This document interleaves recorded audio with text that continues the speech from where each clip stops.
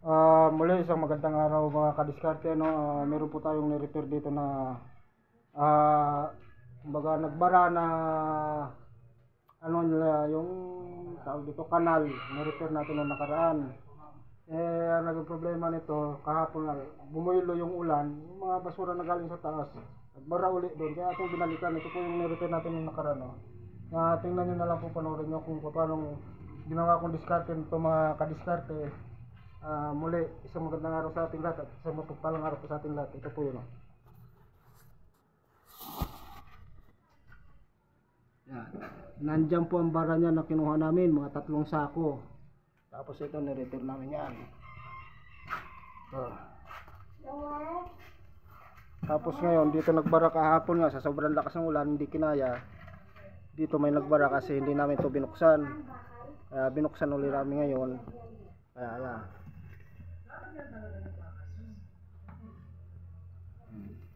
Yan po. Yan po, nilinis po natin ang maigi. Yan. Tapos lalagyan po natin ito yan. Ilalagay natin to para pinaka manhole nya.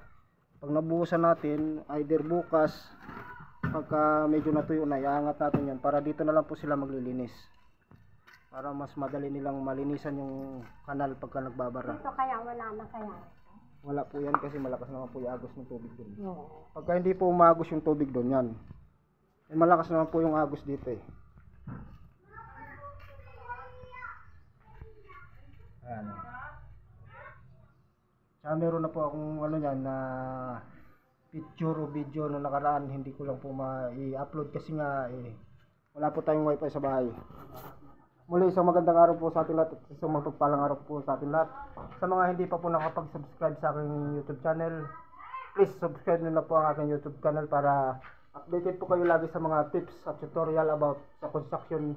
Mga small tips tutorial lang po sa about sa construction.